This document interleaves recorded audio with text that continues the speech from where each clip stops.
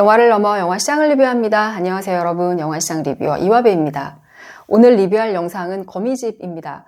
거미집은 지난 추석 연휴에 개봉을 했었던 김지훈 감독의 신작이고요. 김지훈 감독이 2018년 인랑 이후로 5년 만에 내놓은 신작이었습니다. 흥행의 측면에서는 크게 성공을 하지 못했지만 이제 많은 비평거리가 있을 만한 영화여서 아마 두고두고 회자가 되지 않을까 이런 생각이 듭니다. 그런데 흥행에 실패한 영화를 시간이 지나고 나서 이게 왜 흥행에 실패했는지를 얘기한다는 게 어쩌면은 조금 비겁한 일인 것 같은 생각도 드는데요. 저는 업무 자체가 영화를 배급을 하는 사람이기 때문에 저의 업무적 관점에서 이 영화가 왜 관객한테 크게 선택을 받지 못했는지를 생각해보고 기록하는 게 중요하다고 생각해서 오늘 영상을 만들게 됐습니다.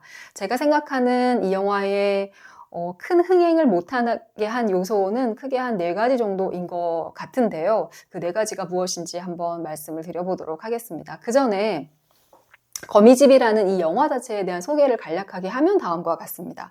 우리 주인공은 김열이라는 영화 감독이에요. 이 김열 감독은 정말 최고의 영화 감독이라고 하는 신 감독의 제자로서 일을 하다가 신 감독이 이제 돌아가신 이후로 자신의 작품으로 데뷔를 합니다. 데뷔 영화의 제목은 불타는 사랑이에요. 하지만 이 작품은 데뷔작으로서 크게 성공을 하긴 했지만 이 작품 이후로 별다른 비평이나 흥행의 면에서 성공한 작품이 없어요. 그래서 원히트 원더 감독이 됩니다.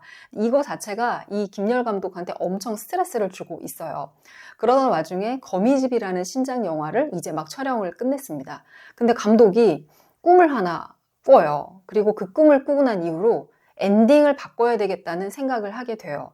엔딩만 바꾸면 이 신작 영화 거미집은 자기의 데뷔작 못지않게 또 다시 한번 화제작이 될 거라고 정말 확신을 하고 있거든요. 그래서 이 영화를 다시 재촬영을 하기 위해서 주변 사람을 설득을 하는데요. 다 반대입니다.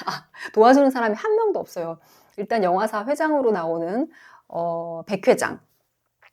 이 백 회장으로 나오는 장영남 배우도 왜 다 멀쩡하게 잘 찍어놓은 영화를 왜 다시 촬영을 하려고 하느냐, 이거 하려면 골치 아파요 이러면서 반대를 합니다. 그리고 주연 배우들도 다 스케줄이 빡빡해서 촬영을 못 나오겠다고 해요. 조 감독도 마찬가지고. 유일하게 김열 감독을 지지해주고, 감독님 이 바뀐 대본으로 영화를 찍으면 이 작품은 정말 대단한 작품이 될 거예요 라고 지지해주는 사람이 딱 한 명이 있는데, 이게 전여빈 배우가 분한 미도라는 이 영화의 제작 부장쯤 될까요? 이 미도는 돌아가신 신 감독의 조카예요. 장차 이 영화사를 이끌어갈 후계자입니다. 미도의 전폭적인 지지하에 김열 감독은 영화의 촬영을 다시 재촬영을 준비를 하게 됩니다. 영화는 주로 이제 촬영을 하게 되는 이 촬영장이 배경이에요. 그래서 스태프끼리 하는 이야기, 그리고 배우들끼리 그리고 감독과 배우끼리 벌어지는 에피소드 위주로 구성이 되어 있고, 촬영을 해가면서 감독이 이 많은 스태프들이 서로 와서 이제 하소연을 하고 원망을 하는 걸 들으면서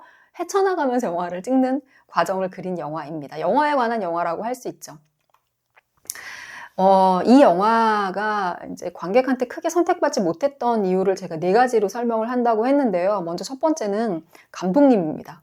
감독님이 잘못됐다는 건 아니고요. 김지훈 감독이라는 이 걸출한 21세기 최고의 한국 영화 감독님 중에 한 분이시잖아요. 이 감독님을 생각하면 저는 1대1로 흥행이 딱 매칭이 되지는 않아요. 왜냐하면 감독님의 개성과 특색을 잘 드러내는 영화들은 좀 B급 코미디 영화들이었다고 생각하거든요. 즉 데뷔작인 조용한 가족이나 반치관 같은 영화가 감독님의 성격을 잘 드러내는 작품이고요. 오히려 흥행에 성공한 밀정 같은 영화는 이게 김지훈 감독님 영화야? 라고 크레딧이 써있으니까 김지훈 감독님 영화인지 알지, 아마 아무도 알려주지 않고 영화를 봤다고 하면은 김지훈 감독님의 색깔이 묻어나는 대표작이 되기에는 어렵지 않나 싶습니다. 물론 놈놈놈, 좋은 놈, 나쁜 놈, 이상한 놈처럼 감독님의 위트가 많이 묻어나면서도 또 오락영화로 즐길 거리가 풍부했었던 과거에 그런 작품이 있기도 했지만서도요. 그래서 김지훈 감독님의 신작이 흥행에서 실패했다는 것이 저한테는 그렇게 청천벽력처럼 들리지는 않았고요. 감독님의 개성이 잘 살아있는 좋은 작품이기는 하지만 많은 대중이 즐겁게 쉽게 볼 수 있는 영화가 아닐 수도 있다는 생각은 사실은 초기부터 했었기 때문에 했었습니다. 그래서 감독님의 어떤 이 대표작 또는 감독님의 개성을 잘 드러내는 작품의 한편으로 이 작품이 될 것은 분명하다고는 생각하지만 박스오피스적인 면에서는 처음부터 한계가 있지 않았었나 이런 생각이 듭니다.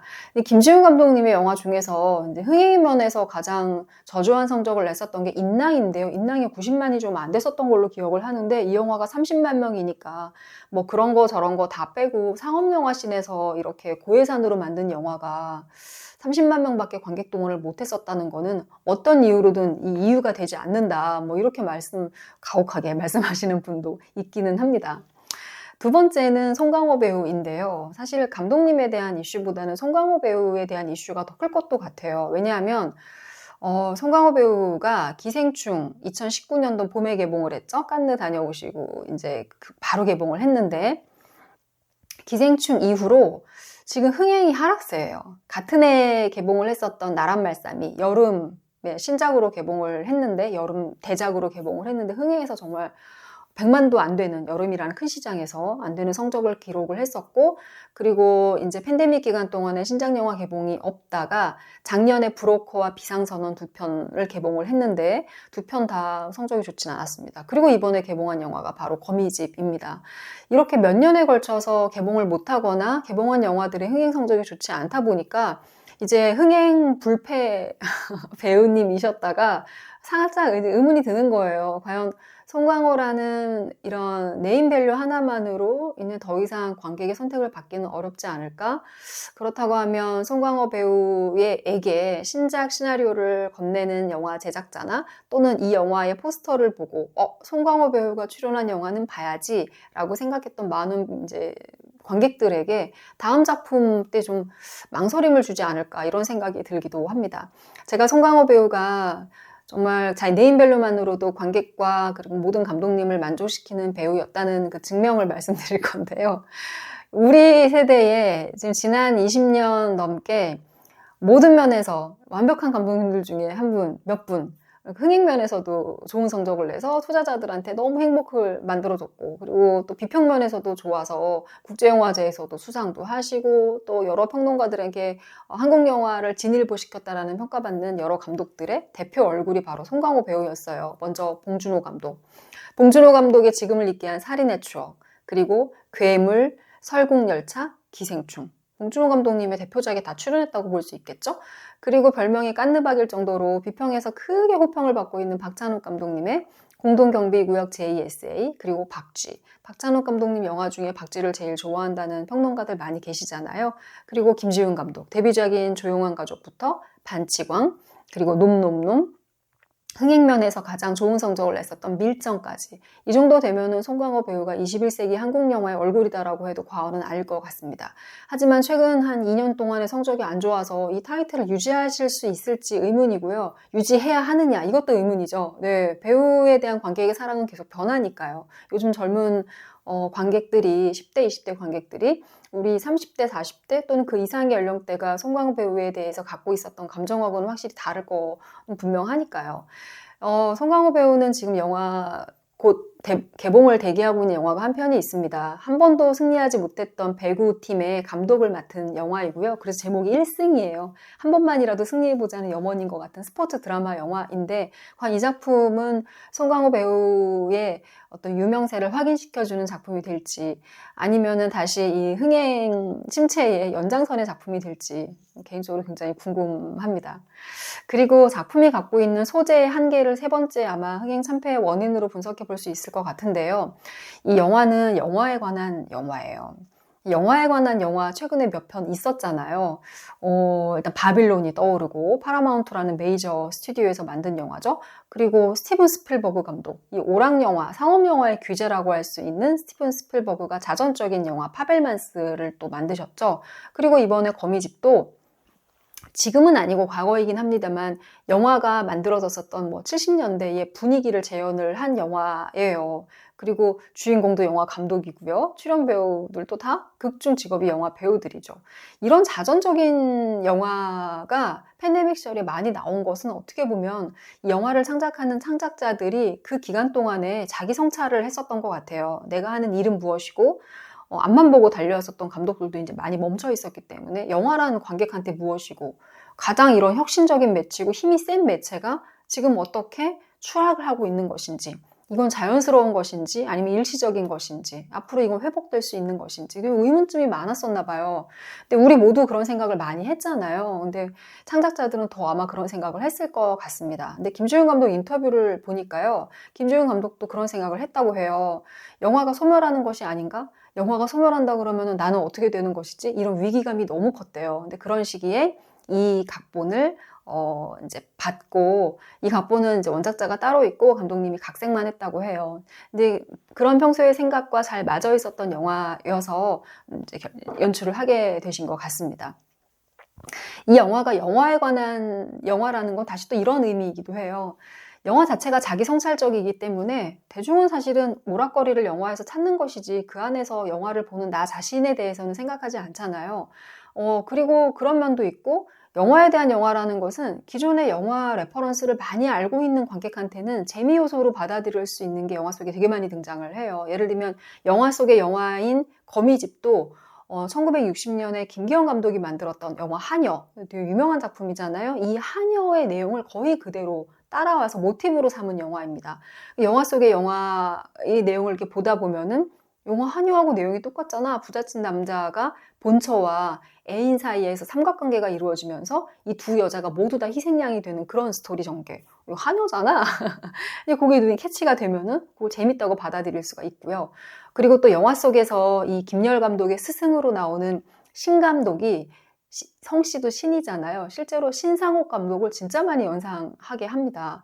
영화 속에서는 정우성 배우가 이 신 감독의 역할로 분해서 김열 감독이 잠깐 낮잠을 자고 있을 때 꿈에 등장을 하거든요. 영화 속의 신 감독의 모습은 우리가 익히 알고 있는 신상옥 감독님의 외모하고 진짜 비슷해요. 이렇게 딱 셔츠에다가 재킷, 화려한 매칭되는 재킷을 입으시고 머리는 싹 무스로 넘기시고 그리고 선글라스를 낀 모습. 신상옥 감독에 대한 어떤 이미지를 알고 있으면 영화 속에서 정우성 배우가 연기하는 신 감독이 꿈에 딱 등장해서 영화란 무엇인지 자기 생각을 막 정말 과장되게 막 연기를 하면서 이야기를 하거든요. 보는 순간 되게 즐겁다는 생각이 들 수밖에 없습니다. 그리고 영화 속에서 또 재밌는 장치가 하나 등장을 하는데요. 뿔랑 세캉스, 이름이 너무 웃겨요. 이게 프랑스 말인데 원테이크를 뜻하는 거라고 합니다. 원테이크 영화 최근에 많이 보셔가지고 아마 많은 분이 아실 텐데요. 영화라는 것은 컷과 컷을 연결을 해서 이야기를 전개시키는 방식이잖아요. 근데 원테이크는 이제 중간에 감독님이 컷을 맺히지 않고 카메라가 동선을 쭉 따라가면서 한 씬을 한 컷으로 찍어버리는 그런 방식을 얘기하는데, 이 1970년대의 상황을 생각하면은 감독님이 이번 마지막 화제 씬을 뿔랑 세캉스로 찍는데, 그러니까 카메라 감독이 뭘 하고 배우한테는 어떻게 동선을 지시하고 하는데 배우들이 당최 이해를 못해요. 뿔랑 세캉스가 뭐야? 배우들끼리 서로 그런 얘기를 주고받습니다. 아니, 자기가 무슨 예술영화 감독도 아니고 왜 저런 걸 하는 거야? 우리가 뭘 하고 있는지도 모르겠어. 이런 얘기를 하는데 극 중에서는 블랑세캉스가 뭔지는 중요하지가 않아요. 그런데 이 재밌는, 심지어 약간 우스꽝스럽게도 들린 이 단어를 배우들끼리 서로 주고받으면서 어느 시퀀스를 엔딩을 향해 끌고 가거든요. 이게 일종의 감독님도 뭐 밝히셨다시피 맥커핀입니다. 이런 맥커핀 효과는 영화에서 많이 등장해서 많은 분들이 알 수 있을 텐데요. 제가 제일 좋아했었던 맥커핀은 미션 임파서블 시리즈의 토끼발이에요. 이거 J.J. 에브람스가 연출했었던 고스트 프로토콜, 참 헷갈리네요. 인가요? 네. 토끼발이라는 존재, 이 필립 세이모 호프만이 토끼발을 에단한테 찾아오라고 하는데, 에단이 끝내 그걸 찾아다 갖다 주면서 영화가 끝나긴 하는데 그게 뭔지 몰라요. 그리고 영화 속에서 설명을 안 해줍니다. 그래서 결국 토끼발이 뭔지 그 토끼발 때문에 에단이 죽을 고비를 넘기고 관객도 토끼발을 찾기 위해서 같이 에단과 함께 이제 씬을 쫓아가는데, 영화가 끝나도 토끼발이 뭔지 안 알려주고 끝납니다. 이런 걸 맥커핀 효과라고 하는데, 이 영화에서도 블랑세칸스가 일종의 맥커핀입니다. 영화의 엔딩에서의 그 장면, 이제 거기서는 박정수 배우하고 그다음에 임수정 배우와 정수정 배우가 등장하는 엔딩 씬의 화제 장면이거든요. 그거를 원테이크로 촬영하기 위해서 이제 배우를 들들 볶고 촬영 감독을 정말 희한한 자세로 영화를 촬영을 하게 만드는 이제 그런 동력이 되는 감독님의 오다가 바로 뿔랑세캉스인 거죠. 이런 걸 알고 보면은, 영화를 알고 본다기보다는 그걸 재미있게 여기는 관객은 영화 자체를 사실은 영화 속의 내용보다도 영화라는 매체 자체에 평소에 관심이 많았었던 관객이 이런 걸 재밌게 볼 수가 있겠죠. 그리고 영화가 이제 배경으로 하는 것이 문공부의 검열 시절이에요. 사전에 시나리오를 제출을 해서 이제 미풍양속을 해치지 않는지, 이제 이런 관계 당국의 심기를 건드리지 않는 주제와 소재의 이제 시나리오만 허가를 해주는 거죠. 승인받지 않은 시나리오는 촬영을 하지 못했던 시절입니다. 근데 이런 역사적인 이제 배경까지 알고 있으면 영화 속에서 왜 그렇게 영화사 직원들이 그냥 그 문공부에 주무관한테 쩔쩔매고 그냥 어떻게든 그냥 잘 보이려고 애쓰고 하는 장면들이 우프죠. 근데 이런 것들이 영화에 관한 영화라는 이 영화 속에서 소재로 재미 요소로 많이 등장을 합니다. 사실 영화에 관한 영화는요, 영화인들이 제일 재밌게 봅니다. 당연히 그럴 수밖에 없죠. 우리가 하고 있거나 우리가 평소에 했었던 고민을 극화시켜서 보여주기 때문이에요. 네, 뭐 이 영화도 그래서 처음부터 제가 파벨만스나 바빌론의 사례를 봤었기 때문에 흥행에서는 좋은 성적을 내기는 어렵겠다는 생각을 이제 많이 했었어요. 특히 이제 바빌론은 무성 영화에서 유성 영화로 넘어가는 시절의 배우들의 이야기이기 때문에 더더군다나 시기적으로 지금부터 먼 시대의 이야기고요. 파벨만스 같은 경우에는 스티븐 스필버그의 자전적인 이야기라는 흥미 요소가 있기는 했지만 사실 영화라는 이 매체가 갖고 있는 힘, 그 힘 때문에 생기는 일종의 뭐라 그래야 될까요? 위험성? 뭐 이런 것들을 영화 속에서 사실 이게 진지한 내용이잖아요. 영화 속에서 그런 거를 소재로 보여주거든요. 예를 들면 영화 속에서 꼬마 스필버그는, 꼬마 주인공은 영화 촬영이 너무 좋아서요. 가족여행 같은 데서도 영화 촬영 많이 하거든요. 그러니까 가족이 모는 모습, 캠핑하는 모습, 어머니, 아버지 모습, 동생의 모습을 막 스케치를 합니다. 그리고 이제 캠핑을 다녀와서 자기 골방에 틀어박혀서 그 영상들을 쭉 편집을 하면서 보다가 알지 않았으면 좋았을 것을 영상에서 보게 돼요. 그것은 바로 그 어머니와 같이 캠핑을 갔었던 아버지의 직장 동료이기도 하고 이 가족 모두의 친구이기도 하긴 자기한테는 삼촌뻘에 해당하는 이런 우리 친구, 아버지의 동료와 어머니의 어떤 은밀한 장면, 납득이 잘 안 되는 그런 장면을 보게 되면서 아들인 주인공이 먼저 부모님 사이에 문제가 있다는 것을 먼저 알게 됩니다. 참 몰랐으면 훨씬 좋았을 뻔한 일인 거죠. 그리고 이제 고등학교에 진학을 해서 캠핑을 학교에서 페스티벌 같은 것을 하게 되는데요. 학교에 악당이 있어요.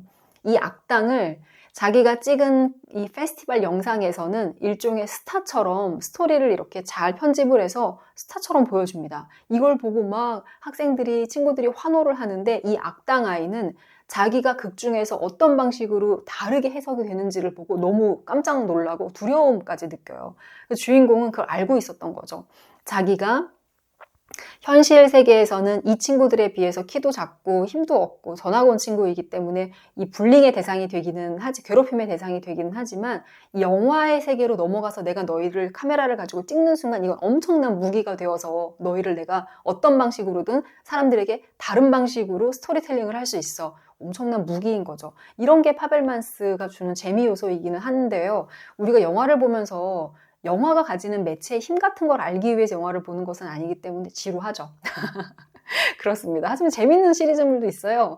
제가 작년에 굉장히 재밌게 봤었던 그 오퍼라는 왓챠에서 지금 공급하고 있는 드라마 시리즈인데요.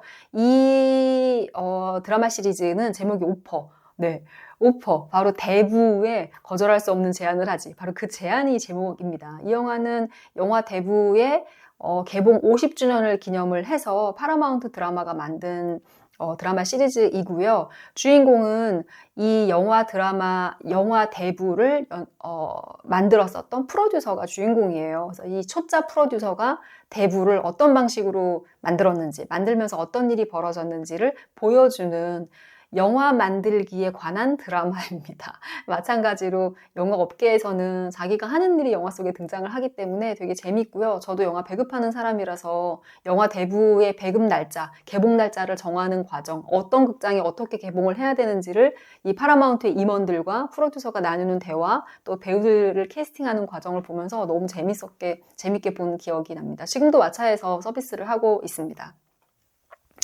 마지막으로 이 영화의 어떤 실패라고 하니까 좀 김주민 감독님한테 실패라고 말씀드리고 싶지 절대 않거든요. 흥행에서의 아쉬움을 주었던 마지막 한 퍼즐은 저는 개봉일이라고 생각을 합니다. 개봉일은요, 이 상업영화, 많은 관객을 설득해야 되는 상업영화에서는 아무리 강조해도 정말 부족함이 없는 중요한 흥행의 요소입니다. 영화가 어떤 좋은 영화든 아무 시기에 개봉해서 흥행에 성공하는 것은 아니거든요. 좋은 목표 관객 수가 도달할 수 있는 좋은 날짜를 찾아서 들어가는 것이 결국 영화사의 역할인데, 이 영화는 개봉일을 잘못 정한 것 같아요. 제가 보기엔 좀 아쉽습니다. 이 추석에 볼만한 이런, 뭐라고 해야 할까요? 추석에 마음 편히 볼만한 종류 영화는 아니거든요. 오히려 영화를 많이 보는 관객이 이런 가족 행사가 없을 때 혼자 따로 여유 시간을 낼 수가 있을 때 한가롭게 혼자 극장을 가서 껄껄껄 이렇게 재밌게 보면서, 그렇지, 영화를 보는 내 마음이 저렇지, 영화란 이런 것이지 라는 상념에 잠길 수 있는 그런 면에서 미트를 주는 코미디라고 할 수 있는데, 추석 시즌하고는 좀 안 맞았었던 것 같습니다. 추석 때 개봉했었던 영화들을 보니까요, 15년도에 사도, 16년에 밀정, 그리고 17년에 범죄도시, 18년에 안시성, 19년도에 나쁜 녀석들, 주로 뭐 사극이 많기는 했네요. 어떤 백그라운드 없이도, 배경 지식 없이도 흥미롭게 따라가서 볼 수 있는 영화들. 아마 2016년에 김주현 감독님의 밀정이 이때 추석 시즌에 개봉을 해서 역대 가장 좋은 성적을 얻었기 때문에 이 날짜를 개봉일로 선택한 것이 아닌가, 뭐 이런 생각이 들기도 합니다. 추석에는 솔직히 우리 업계에서는 오래 일했던 사람일수록 추석에는 오락영화가 어울리지, 가족이 모두 가서 볼 수 있는 뭐 12세나 15세 이상 관람가 등급의 코미디 영화 같은 것들이 좋다, 이런 생각을 하긴 하는데, 이 라인업 전략을 짜는 게 좀 쉽지는 않아서 문제가 생긴 것 같습니다. 특히 이 영화의 배급사는 바른손인데요. 바른손은 바로 기생충의 제작사로 우리가 잘 알고 있는 그 회사이고요.